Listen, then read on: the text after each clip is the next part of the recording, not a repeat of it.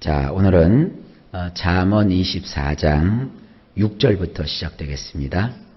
6절 말씀을 보면 너는 전략으로 싸우라. 승리는 지략이 많음에 있느니라. 원문으로 보면 이렇습니다.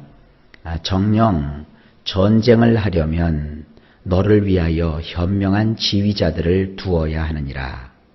승리를 하려면 지략가들이 많아야 하느니라.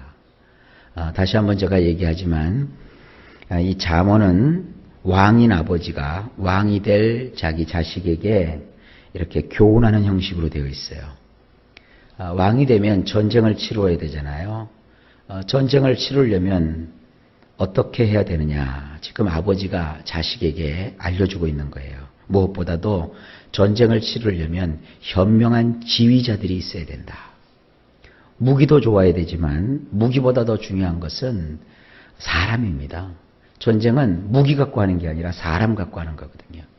그래서 지휘관들을 아주 명철한 지휘관들을 너는 두어야 된다. 한 명이 아니라 여러 명을 두어야 된다. 승리를 하려면 지략가들이 많아야 하느니라. 이 지략가라고 하는 것은 계획을 세울 줄 아는 사람, 또 뭔가를 이렇게 기획을 하고 또 작전을 세워서 그것을 수행할 수 있는 능력이 있는 사람, 이런 사람들을 통틀어 지략가라고 하는 겁니다. 이것이 우리 인생 가운데도 마찬가지입니다. 자, 어떤 사람이 인생의 전쟁을 치르게 돼요. 어떤 분은 그러죠. 며칠 전에 제가 방송에서 보니까 한 분이 미국에서 이민하면서 크게 사업에 성공을 했는데 그런 30년 동안 60번의 전쟁을 치루었대요. 그러니까 경쟁을 했다는 것이죠. 아주 중요한 일을 앞두고 그가 60번의 그런 그 전투를 치루었는데 그때마다 그가 이겼다는 거예요. 그래서 그 모든 60번의 그 도전을 이겼더니 자기가 큰 부자가 되었노라고 얘기를 하는 걸 들을 수 있었어요. 인생을 살다 보면 자기 앞에 문제가 닥쳐요. 어려움이 이렇게 와요.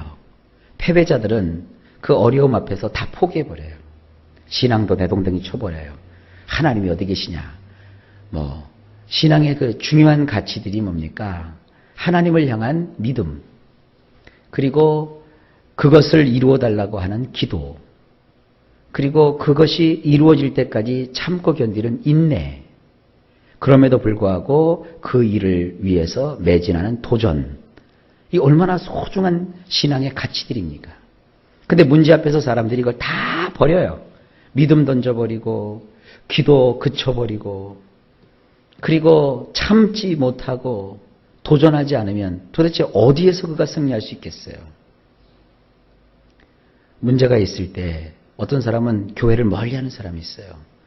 근데 어떤 사람은 문제가 있을 때 하나님을 더 가까이 하는 사람이 있어요. 하나님을 가까이 하고 전에는 자기 마음이 분주해서 그렇게 못했다가 더 예배에도 더 잘 참석하고 또 하나님의 말씀을 전하는 주의 종들과 더 가까이 해서 말씀의 교제를 하고 또 말씀의 위로를 받고 그리고 적극적으로 기도에 참여해서 하나님의 도움을 구하는 이런 사람이 있어요. 누가 승리하겠습니까? 여러분, 이 세상은 절대 나 잘난 맛에 내 가지고 있는 돈 가지고 내가 알고 있는 어떤 지식 갖고 세상을 이길 수 없는 거예요. 나의 연약함을 보충해 줄 수 있는 수많은 사람들이 얼마나 많은데요. 그들과 함께 의논하고 함께 기도하고 또 좋은 조언을 받아가면서 나가야지 되지 않겠습니까? 우리 예수 믿는 분들이 하나님의 종에게 묻지 않으면 어디 가서 묻겠어요? 쓸데없는 데 가서 물어보고 쓸데없는 데 가서 방황하다가 하나님을 원망하고 인생을 한하고 자신을 탓하고 모든 사람들을 이렇게 막 배척하다가 아무것도 안 돼요. 사람이 가지고 있는 이 재능은요, 하루 식간에 무너져 버려요. 하나님이 우리의 뇌 속에 있는 뇌세포 하나만 이렇게 삐뚤어 놔도 정상적인 생활을 못해요.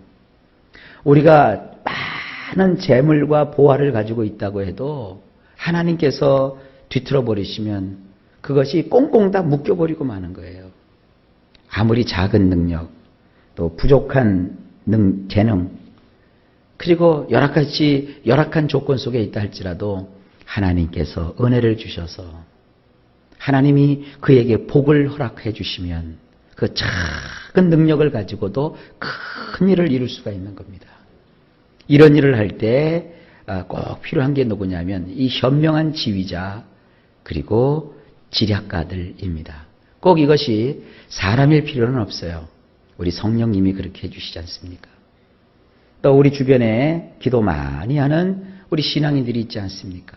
그분들에게 기도를 부탁하고 하나님의 말씀에 인도를 받으면서 마음의 평정심을 가지고 일을 우리가 추진해 나가면 반드시 승리하고 이기게 되어 있어요. 여러분, 이와 같은 놀라운 권면을 잊지 마시기를 바랍니다. 혼자 싸우지 마세요. 하나님과 함께 싸우십시오. 자, 7절. 지혜는 너무 높아서 미련한 자가 미치지 못할 것이므로 그는 성문에서 입을 열지 못하느니라. 자, 원문을 보면 이렇습니다. 미련한 자에게는 높아 보이는 것이 지혜들이니 성문에서 그가 입을 열지 못하느니라. 자, 말이 조금 어렵죠. 우리 성경을 봐도 그렇고 원문을 봐도 그렇고 조금 이해하기가 좀 어려운 그런 구절입니다. 하지만 찬찬히 들여다보면 어렵지만도 않습니다. 어리석은 사람, 미련한 사람, 그 사람은 이 지혜가 너무나도 높아 보인대요. 그러니까 지혜를 가질 생각을 하지 않아요. 그래서 계속 미련한 짓을 해요.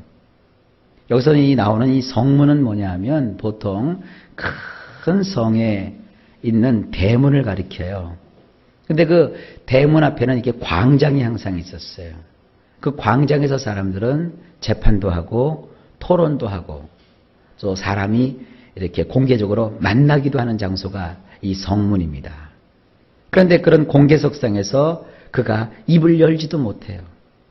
떳떳하게 말도 못하면서 분명하게 자기 의견을 제시하지도 못하면서 꼭 이런 사람들이 뒤에서 은밀한 곳에서 미련한 얘기들을 하고 다녀요. 속살거리고 말이죠. 이거 아무한테도 얘기하지 말고 우리끼리만 나누자 이러고 말이죠. 사람이라는 게 말이죠. 이게 좀 떳떳하게 누구에게나 얘기를 해도 이게 통할 수 있는 얘기를 해야 사람이 성공하는 거지. 다 감춰놓고 다 덮어놓고 이게 미련한 짓입니다. 신약성경에도 주님이 말씀하셨잖아요. 사람이 은밀한 데서 얘기하는 것이라 할지라도 결국은 지붕 위에서 다 그것이 밝혀지게 되는 거예요. 자꾸 이렇게 뭘 감추고 자꾸 숨기고 남을 속이고 하면 결국은 자기 스스로 함정에 빠지는 거예요. 어느 나라 정치인과 비슷하지 않습니까? 뭘 그렇게 숨겨요. 다 그냥 얘기해 주면 되잖아요. 교신 내용도 다 밝히고 영상에 있는 거 다 드러내놓고 우리가 실수한 건 우리가 실수했다고 그러고 또 사건이 이렇게 됐다는 것을 솔직하게 국민들한테 다 밝히면 국민들이 돌을 던지겠어요. 뭐를 던지겠어요? 정황이 그렇구나. 정말 진실하게 얘기를 해줬으니 우리가 이것을 잘 어떻게 지혜롭게 이거를 감당을 해야 되겠구나. 이게 국민들이라고요. 근데 국민들한테 자꾸 속이고 감추어놓고 자기들끼리만 술술술술 하니까 의혹이 증폭이 되고 이런 거예요. 교회도 마찬가지고 개인도 마찬가지예요. 때로는 우리가 알게 해서는 안 될 비밀이라는 것도 있어요. 그러나 보면 비밀이라는 게 어디 있습니까? 다 드러나죠. 그러니까 사람이 미련한 사람들은 지혜의 길을 따르지 않고 자꾸 숨기고 감추고 이러면 되는 줄 아는데 아닙니다. 세상에서는 그래서 되는 것이 아닙니다. 여러분 가정생활을 하는데 예를 들어서 남편이 아내에게 뭔가 이렇게 계속 감추었다고 해봅시다. 그게 안 드러나요? 다 드러나요. 나중에 그것이 뒤늦게 밝혀졌어요. 그러면 그 아내가 얼마나 서운하겠어요. 안 그러겠습니까?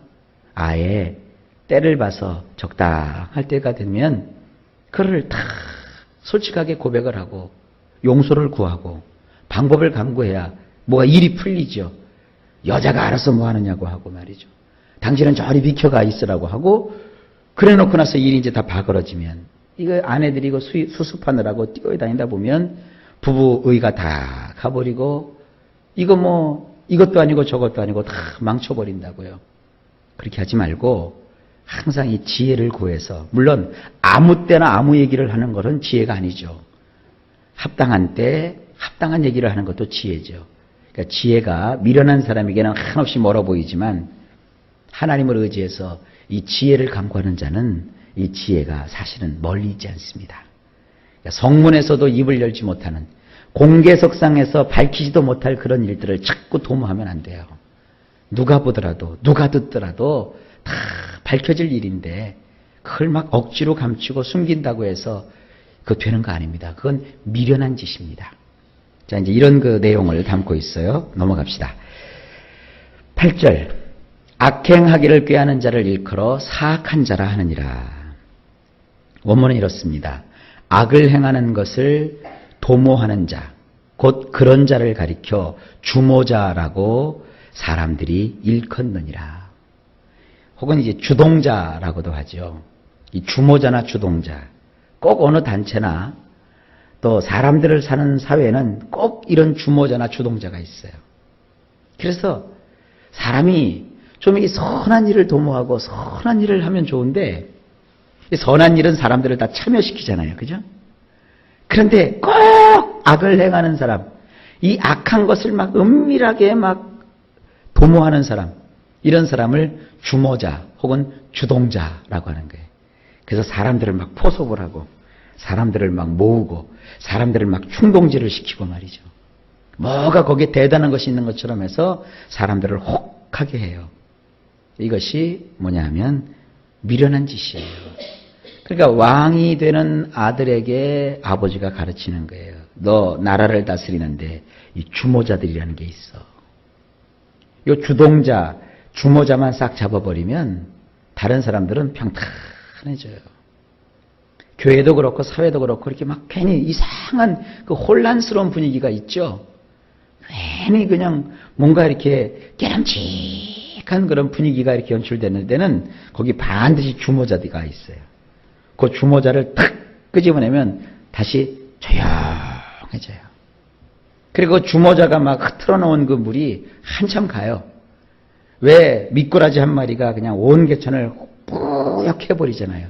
그렇다고 해서 개천이 다 뒤집어지는 거 아니에요. 그 미꾸라지만 잡아내면 조금 지나면 다시 싹 가라앉아요.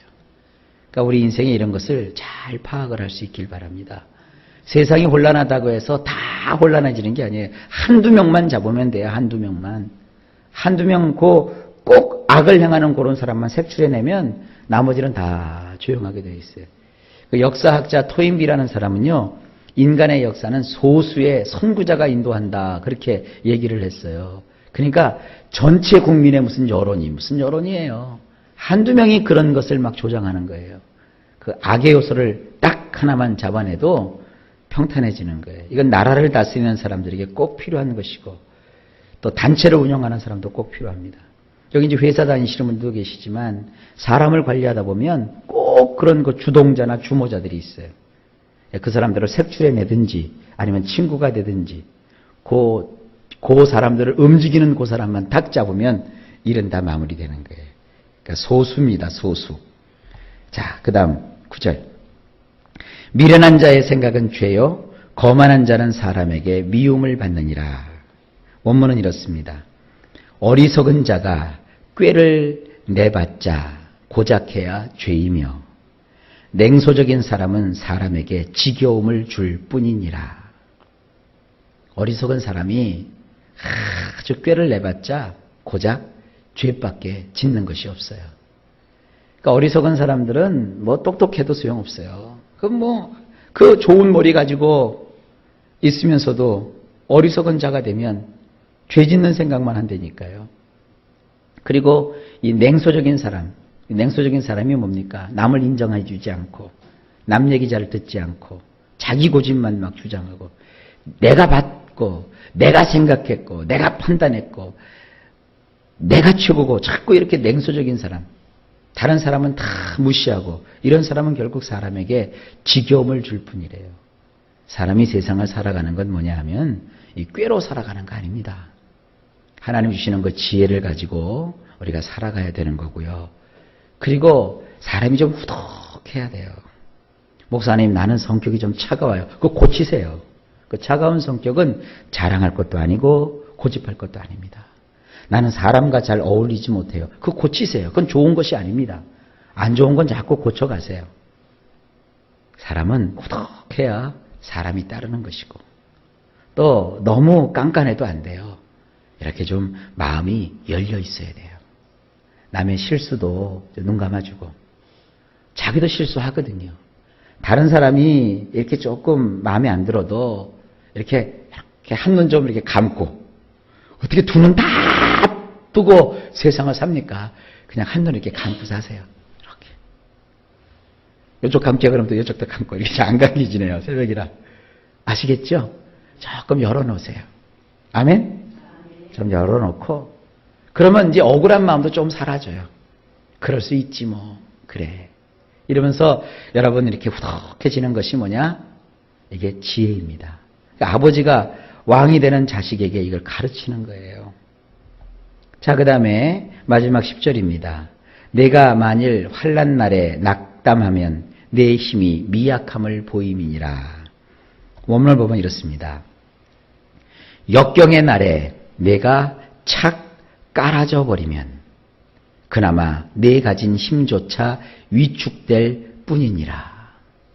이 역경의 날이 있죠. 고통하는 날이 있지 않습니까?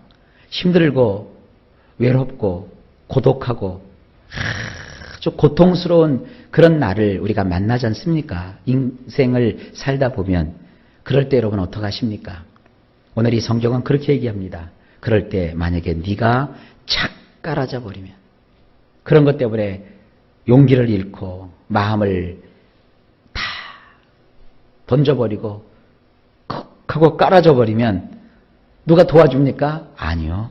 그나마 내 가진 힘조차 위축될 뿐이래요. 깔아지지 마세요. 그 가지고 있던 조그만 힘마저 완전히 소진돼 버리는 거예요. 그럼 어떻게 일어납니까? 역경의 날이 오면, 역경아 왔느냐? 내가 너를 대항하여 싸우고 이기겠노라. 이렇게는 못할 망정 깔아질 필요는 없지 않습니까? 다시 힘을 내서 밥도 먹고, 그 머리에다가 맨날 그 뭐 이상한 거 질끈 동여매고 어이구 내 신세, 어이구 내 신세 하면 안 돼요. 그 가족 다 망치는 일이에요. 그런 거 하지 마세요. 교회 나와서 이루어 주실 때까지 금식이라도 하든지, 또 힘 없는데 또 금식하면 또 그렇죠. 하여간 매달려 간구를 하든지 하나님께서 주시는 그 힘을 구해보세요. 그러면 이길 수 있어요. 사람이 사는 세상에서 벌어진 일인데 그거 낙심한다고 해서 누가 도와주는 거 아닙니다. 약호 죽어갖고 아이고 내 팔자야 내 팔자야 그런다고 누가 여러분들 도와주는 거 아닙니다. 오히려 힘을 가지고 당당해져야 아, 저 사람 뭐가 할 수 있다. 사람이 얕잡아 보지 못하는 거예요. 그에게 사람들이 도와주고 다시 힘을 주는 거예요. 여러분 힘을 내세요. 주눅 들지 마세요. 가지고 돈이야 다시 벌면 되는 거고, 사람이야 다시 만나면 되는 거고, 인생이야 다시 펼치면 되는 거 아닙니까? 뭐가 문제예요? 나이 거꾸로 잡수시면 되는 거고, 뭐 가지껏 못할 게 어디 있어요? 힘을 내세요. 위축되지 마세요. 착 깔아지지 마세요. 역경이 올수록 더 하나님께 달라붙으세요. 화장품도 다 꺼내갖고 또 화장도 하고 옷도 더 입어보고, 아멘. 돈 없어서 좋은 음식은 못 먹어도 좋은 식당 가서 건의로도 보고 막까지껏 이쑤시개 하나 가져가서 밥 먹은 척하고 나오면 될 거 아니에요. 힘을 내세요. 역경의 날에 우리가 주눅들 이유가 하나도 없는 거예요. 하나님을 의지하십시오. 이게 지혜입니다.